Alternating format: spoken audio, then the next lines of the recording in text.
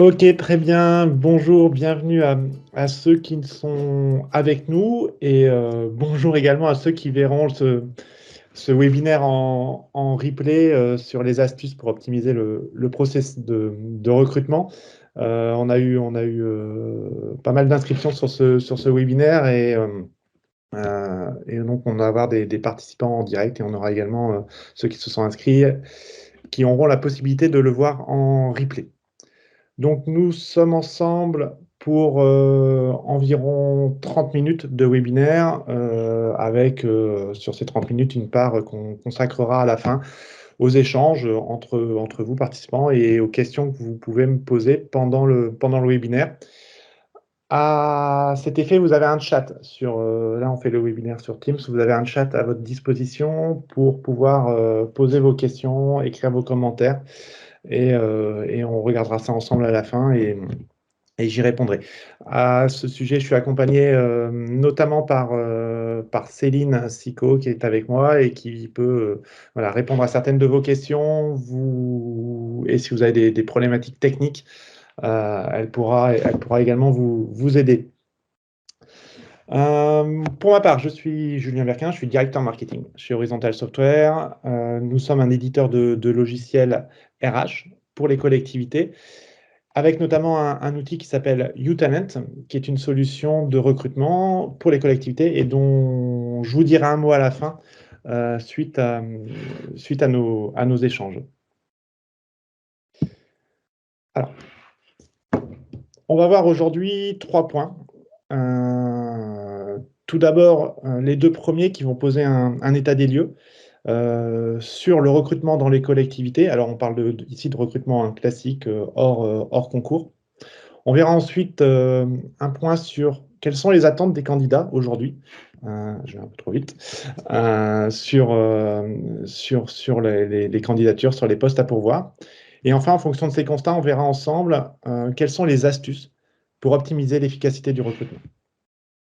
Alors, premier point, le recrutement dans les collectivités. Alors, c'est un point important parce que collectivités, vous avez souvent été convoités comme des employeurs stables, des employeurs de proximité qui étaient un peu une référence.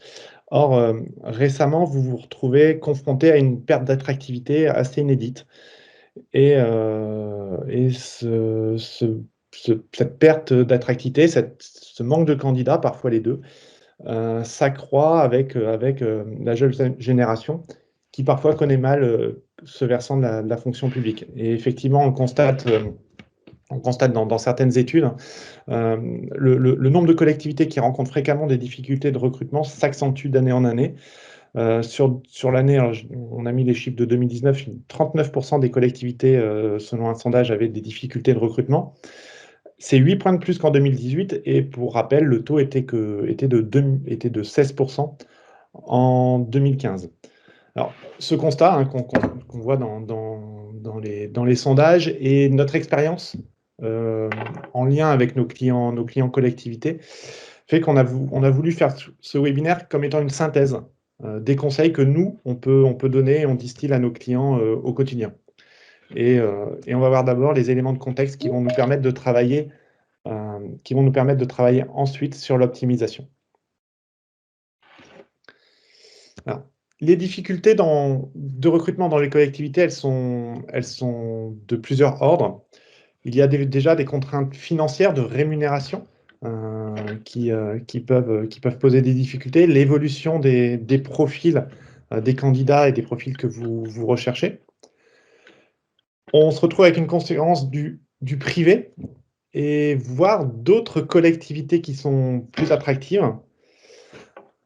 Bien évidemment, les profils rares et pénuriques. Alors là, on fera sur ce sujet donc de ce qu'on appelle les métiers en tension, on fera un focus juste après là pour bien voir de quoi on parle exactement.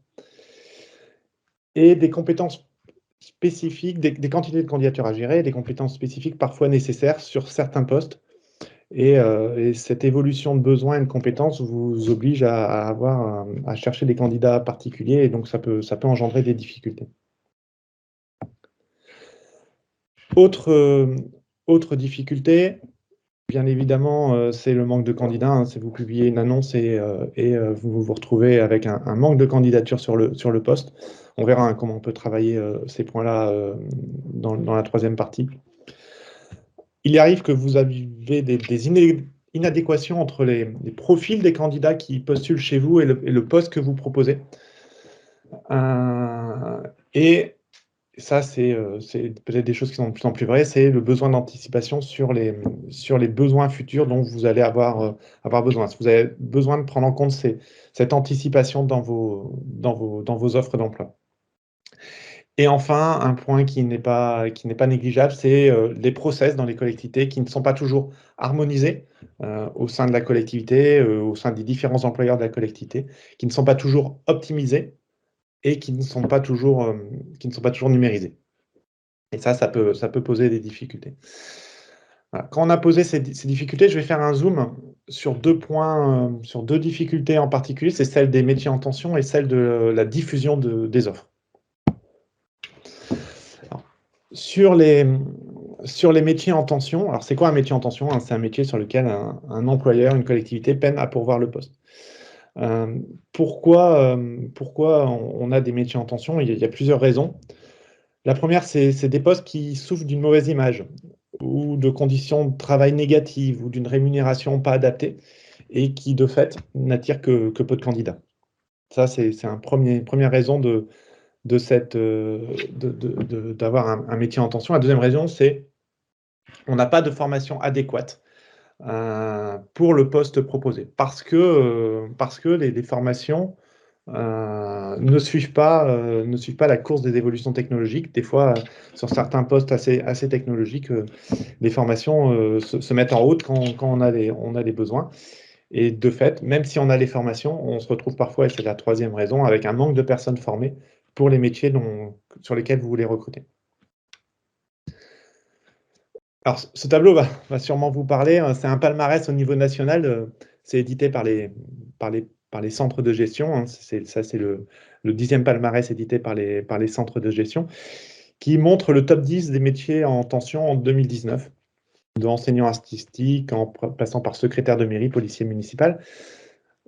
Nous, avec notre expérience, on constate des difficultés et ils sont sur ce tableau, c'est des postes souvent dont on nous parle comme étant en tension, c'est police municipale, animateur de loisirs. Alors de votre côté, je ne sais pas si vous vous retrouvez dans ce tableau, normalement oui. Si vous voulez, vous pouvez utiliser le chat pour dire, vous, dans votre collectivité, quels sont les postes, les 2-3 postes sur lesquels vous rencontrez vraiment des difficultés de recrutement sur lesquelles les métiers sont en tension. Je vous rappelle d'ailleurs que le chat, justement, est à votre disposition pour poser vos questions et je regarderai ça avec Céline, on regardera ça ensemble à la fin. Deuxième point de focus sur les difficultés de recrutement que je voulais faire après celui de métiers en tension, c'est la diffusion des offres. C'est souvent un point important qui est mis en avant par nos clients collectivités parce que c'est un point névralgique dans le process de recrutement, c'est le moment de la diffusion des offres. Notamment parce que c'est souvent chronophage. Trouver les bons supports de candidature, où diffuser l'annonce, sur quels sont les bons médias, ça prend du temps. C'est un coût financier non négligeable, sur certains job boards et puis sur le temps que vous passez à le faire. Et si vous n'avez pas de candidature, qu'est-ce qu'on fait? Il faut rediffuser l'offre, donc on recommence. Donc c'est une difficulté. Et enfin, et on en reparlera, surtout, dans la 3e partie, c'est la marque employeur. En tant que collectivité, sommes-nous suffisamment attirants? C'est une question à se poser, pour les candidats. Donc ça, c'est des points importants dans la diffusion de l'offre qu'il ne faut pas négliger. On le verra dans l'optimisation tout à l'heure, sur les éléments sur lesquels on peut jouer. Donc là, on a vu, dans cette première partie, les difficultés qui peuvent se poser à des collectivités comme les vôtres pour recruter, qui peuvent avoir des conséquences sur votre recrutement. L'autre partie, c'est le point de vue candidat. Quelles sont leurs attentes? et quelles sont leurs nouvelles attentes, j'allais dire, concernant aussi les nouvelles générations et l'évolution liée au digital. Alors j'ai regroupé ces attentes sur cette slide avec en essayant de faire un peu on regardera pour faire le parallèle avec celle que vous pouvez avoir en tant que recruteur. Donc là, il faut savoir qu'on parle des nouvelles générations. On parle de générations qui sont habituées avec les réseaux sociaux, qui travaillent en temps réel, qui sont multitâches, vous le voyez si vous avez des jeunes ou des enfants dans votre entourage, c'est très, très flagrant. Et sur ceux qui rentrent sur le marché du travail, un rapport au travail qui est différent par rapport au temps consacré au travail, au temps consacré aux loisirs et à l'équilibre vie pro, vie professionnelle. Donc voilà, donc le premier point, la marque employeur, je vous avais dit qu'on y reviendrait et on y reviendra encore. Il faut savoir que 94% des candidats se renseignent sur une organisation avant de postuler. Donc, votre marque employeur, les renseignements qu'on va pouvoir trouver sur votre structure vont influencer particulièrement votre recrutement. Deuxième attente, c'est l'expérience candidat. De quoi on parle quand on parle d'expérience candidat? C'est la facilité, c'est la personnalisation, c'est comment les candidats vont vivre leur expérience de candidature dans votre collectivité. Là, on remarque qu'il y a beaucoup de recruteurs, de collectivités qui manquent de marque employeur et qui font. Ça passe par faire des retours rapides aux candidats, de faire des retours, d'avoir des échanges plus personnels avec les candidats, d'avoir un délai raisonnable entre la candidature et la réponse. Voilà. Même si vous ne recrutez pas le candidat, ça va jouer sur votre image en tant qu'employeur et va influencer sur les prochaines candidatures d'autres personnes. L'équilibre vie privée, vie professionnelle, là je vous en ai parlé juste avant avec les nouvelles générations qui sont très attachées à cet équilibre. Et si vous avez des éléments dans votre collectivité, on y viendra dans les éléments d'optimisation à mettre en avant, il faut le faire. Et une présence sur les nouveaux outils de communication, les réseaux sociaux, les échanges avec les SMS, c'est devenu obligatoire. Globalement, vous ne pouvez plus recruter en 2021 en diffusant des annonces PDF sur votre site et en demandant une lettre de motivation manuscrite avec une photo. J'exagère un peu le trait, mais on est bien dans ce contexte-là. Vous devez vraiment passer le cap du numérique. Donc maintenant qu'on a vu les difficultés et les éléments de contexte des difficultés de recrutement que vous pouvez avoir en collectivité et les attentes des candidats, on a vu aussi qu'il ne fallait pas donc rajouter de la difficulté à la difficulté. On va balayer ensemble des astuces, des solutions qui vont vous permettre d'optimiser ces différents points de votre processus de recrutement. On va regarder ça ensemble. Alors, on a regroupé en 4 catégories que l'on va, pour chacune des catégories, développer juste après. La première catégorie, c'est la marque employeur. Je vous avais dit qu'on y reviendrait et effectivement, c'est un point important dans votre process de recrutement et dans les points sur lesquels vous pouvez jouer pour améliorer votre recrutement. La deuxième catégorie, c'est tout ce qui concerne les supports d'annonces et comment on peut travailler sur ces supports. La mobilité interne, on y viendra, c'est un point important et l'optimisation des différentes étapes du process de recrutement qu'on a listé et qu'on va balayer ensemble. Alors, je vous l'ai dit tout à l'heure, 94% des candidats se renseignent sur une structure avant de postuler. La marque employeur, c'est votre promesse, c'est pouvoir montrer en externe ce qu'il se passe en interne et mettre en avant les bonnes pratiques, les éléments intéressants que vous avez. On parle de marque employeur, on ne parle pas de marque recrutement comme on avait. Voilà. On est vraiment sur quelque chose qui va concerner pas uniquement le recrutement, mais la vie interne de la collectivité. Ça va vous servir. Ce travail sur la marque employeur que vous pouvez faire, il va servir pour le recrutement, mais il va également pouvoir vous servir sur des aspects de fidélisation de votre personnel, sur du bien-être au travail. Et ça passe, c'est un terme qu'on va utiliser beaucoup, mais ça passe par beaucoup de digital. Donc, Valoriser sa structure en interne comme en externe, c'est expliquer comment se passe la vie professionnelle à l'intérieur de la collectivité, les projets que vous avez, les différentes équipes, les prix, et vous devez faire en sorte que les informations que vous diffusez puissent être utilisées par vos agents, par vos contractuels, pour pouvoir les diffuser naturellement. Des vies ma vie, votre utilité sociale, voilà, tout ça, ça va jouer, ça va jouer. La marque employeur, ça passe aussi par votre site internet et particulièrement sur la partie recrutement du site, sur laquelle, vous devez, pouvoir avoir des choses faciles, agréables, des infos claires, pouvoir aussi diffuser sur ce site employeur, en ce site recrutement, votre promesse, en tant qu'employeur. C'est des informations importantes, pour un candidat et ça passe aussi par un outil, hein. Nous, on est bien placé pour savoir parce que nous, on a un outil de recrutement, donc Utalent qui permet de faire ce site et ça attire vraiment beaucoup plus de candidats. Et bien évidemment, moi, voilà, les réseaux sociaux, hein, le digital, c'est vraiment une clé et de pouvoir communiquer, sur les réseaux sociaux. Alors on verra après dans les différentes étapes, pas n'importe comment, mais c'est important que vous puissiez y être. Moi, j'ai vu dernièrement un exemple là sur le département des Yvelines qui affiche, 5 métiers, 5 collaborateurs et qui font des vidéos sur leur métier au quotidien, sur le sens, les piliers de la collectivité, qui sont importants.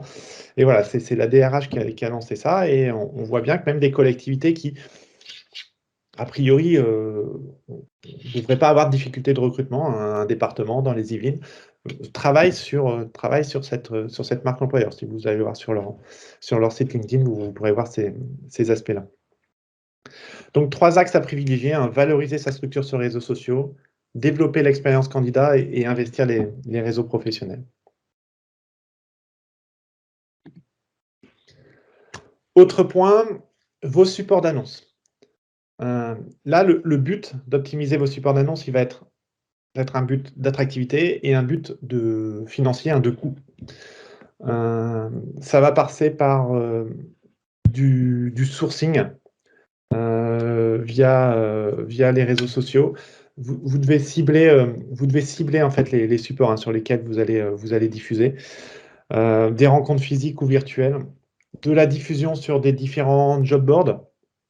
Voilà, il faut être visible, mais pas partout, hein. Les job boards, bon, il y en a un qui est très connu, hein, c'est Emploi Territorial. Pour le coup, voilà, Utalent, nous, on est interfacé avec eux puisque le CNFPT utilise nos solutions, donc c'est un job board qu'on connaît bien et à mon avis, il est assez indispensable pour vous. Et votre site, qui est le site spécifique de la structure et ces supports d'annonces, vous devez les diffuser sur ces différents supports. La mobilité interne, autre axe de travail, voilà, pour réduire les coûts, gagner du temps et c'est j'allais dire dans une collectivité, plus le poste est compliqué, plus il est intéressant de le promouvoir en interne. Parce que c'est là que vous allez pouvoir trouver les candidats. Et c'est avec ça, avec votre mobilité interne plus, la recherche externe, que vous allez pouvoir, répondre à une majorité de vos postes à pourvoir. Et en plus, vous allez faire d'une pierre deux coups, vous allez à la fois, pouvoir recruter, mais aussi fidéliser les collaborateurs en place et favoriser leur évolution professionnelle. Donc ça, c'est vraiment un outil sur lequel vous devez agir et vous devez utiliser des supports de communication interne. Alors ça peut être l'intranet, ça peut être d'autres supports et surtout, il faut veiller à ce que l'acte de candidature pour une personne en interne soit facile. Voilà, elle doit pouvoir postuler simplement à une annonce en interne et se positionner. Vous aurez certainement des bonnes surprises parmi votre effectif. 4e grand axe d'optimisation, c'est celui du processus de recrutement et là, on va voir, il y a 5 étapes: la validation de l'offre, la validation de recrutement, le lancement de l'offre, la réception captation des candidatures, les entretiens à l'intégration et à chaque étape, on va voir qu'on peut un peu ou voire beaucoup optimiser votre process et ce qui va vous faire gagner sur le recrutement. Donc validation du recrutement, elle est là. Comment on fait ça? Comment on optimise cette étape-là? Ça passe obligatoirement par de la communication interne entre l'équipe RH et les managers, les directeurs, qui doivent pouvoir échanger avec vous sur les postes recherchés, sur le profil, sur ce qui est attendu. On va gagner du temps et on sera beaucoup plus pertinent sur le recrutement recherché. On doit adapter, vous pouvez adapter le poste au profil recherché. Donc là, ça passe par la cartographie des compétences. Le lien, donc là, c'est important qu'au niveau RH, vous puissiez avoir ce travail-là et le mettre en lien avec le recrutement. Cette cartographie des compétences, elle est essentielle pour votre vision et votre anticipation des profils recherchés à l'avenir. Faire le lien avec la mobilité interne, évidemment, on en a parlé juste avant, ça on voit bien que c'est important. Et industrialiser les demandes de poste et les workflows de validation. Vos managers ont des besoins, ils savent ce dont ils ont besoin, vous devez les accompagner, mais vous devez aussi les écouter. Et ils doivent pouvoir faire des demandes de poste facilement et participer à la sélection. Il y a aussi d'utiliser un outil de recrutement dédié aux collectivités, ça va vous simplifier la tâche sur ces différents éléments. Alors, une fois que l'offre est validée, il faut la rédiger et la lancer, donc la diffuser. Donc comment on améliore ça, hein? On va jouer sur la rédaction de l'offre elle-même, sur le contenu de l'offre. Et c'est là que vous allez pouvoir mettre des éléments de différenciation, d'attractivité, qui vont améliorer sa lecture des candidatures et même sa diffusion auprès d'autres job boards. Et d'utiliser des job boards adaptés. Je vous l'ai dit, par exemple, l'emploi territorial, avec lequel on est interfacé de notre côté, c'est comme ça que vous allez pouvoir diffuser plus. Et à la question, est-ce qu'il faut faire des recherches en direct de candidature ou diffuser vos annonces, je vous répondrai les deux, mon colonel. Vous ne pouvez pas vous passer de l'un ou l'autre. Sur une annonce, vous devez lancer les deux recherches. Troisième process dans l'étape du recrutement, la réception des candidatures, la captation des candidats. Vous devez en faciliter la réception. Hein. On est sur, vous allez avoir maintenant de plus en plus de candidats qui vont postuler à partir de leur mobile. Votre site web, votre front de candidat, votre site de candidature doit être responsive, doit être adapté à ces nouveaux outils. Vous devez pouvoir faciliter les échanges, l'envoi, la réception de mails, la diffusion des informations à un candidat par mail, par SMS, pour le tenir informé de sa candidature et l'évolution de sa candidature. Donc ça va améliorer les choses. Et vous pouvez inclure dans cette réception des offres et la sélection, avec des mises en situation en ligne, avec des entretiens à distance. Ça va jouer aussi sur votre marque employeur. Hein, et vous allez pouvoir attirer les candidats d'aujourd'hui. Et on l'a vu, c'est important. Hein. Là, on sort de crise sanitaire et le fait d'avoir des choses qui sont digitalisées, numérisées, ça va vous permettre de continuer à travailler même en cas de télétravail. Quatrième étape de votre process de recrutement, la sélection et l'entretien des candidats.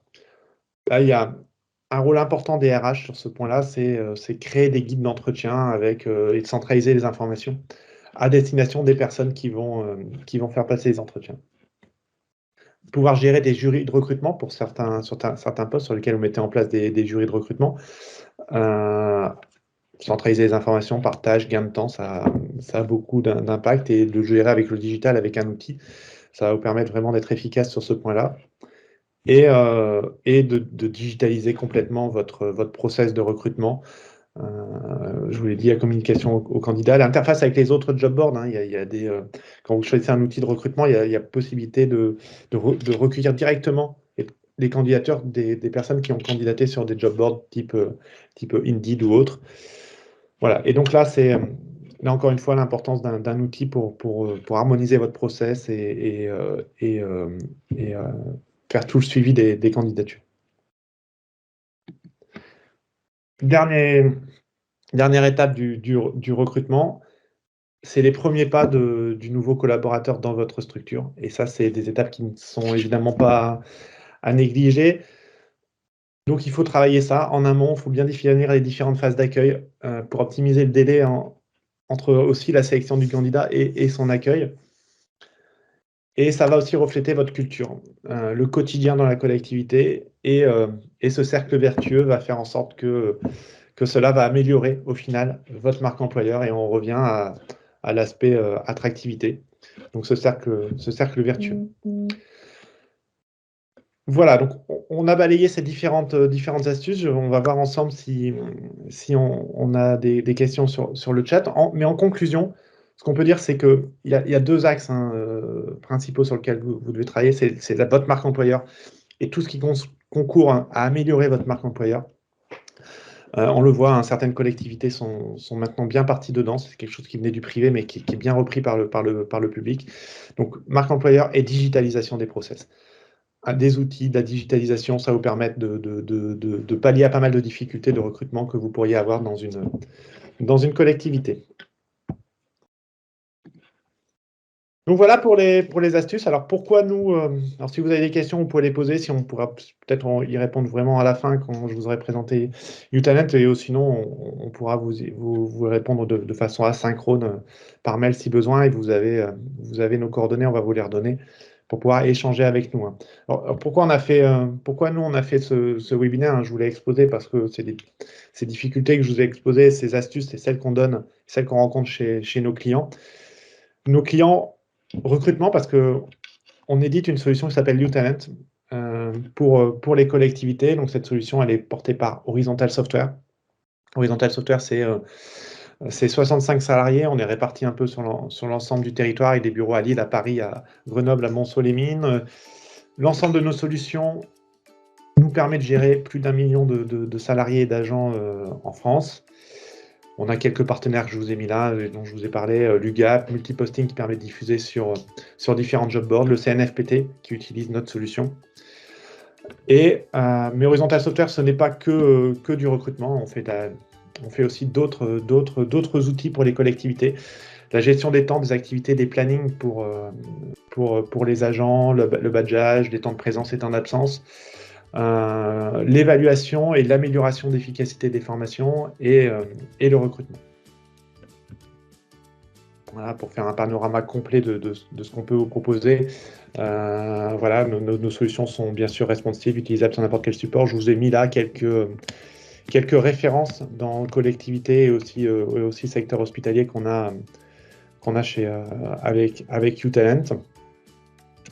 Et pour terminer là-dessus, nos outils sont adaptés aux collectivités parce qu'on a cette interface emploi territorial qui est intégrée sur uTalent, parce qu'on gère nativement et facilement des jurys d'entretien, parce que nos outils, bien sûr, on gère dedans les catégories d'emploi, les grades et les filières, et qu'on peut vous mettre à disposition un intranet. On a vu ensemble que la mobilité interne était importante, et on vous met bien sûr un site candidat web qu'on peut plus ou moins intégrer à votre site, mais également on peut faire ça sur l'intranet.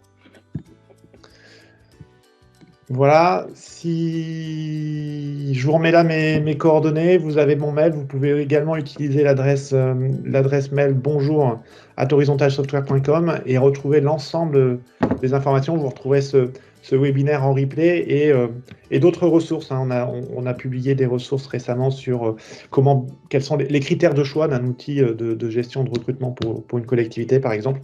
Donc tous ces éléments-là, vous pouvez les retrouver sur notre site web www.horizontalsoftware.com. Et je vérifie avec Céline s'il n'y a pas de questions. A priori, non. Voilà, je vous laisse. Après, je proposais, si les personnes préfèrent le dire à l'oral, ils peuvent débloquer leur micro, évidemment.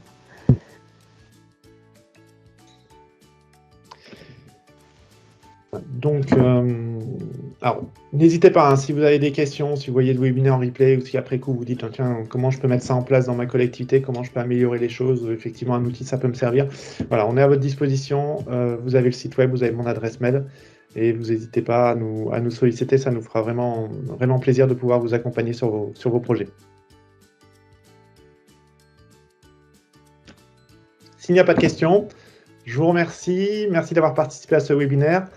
Je vous souhaite une très bonne journée et je vous dis à bientôt sur d'autres sujets liés au recrutement et aux collectivités territoriales.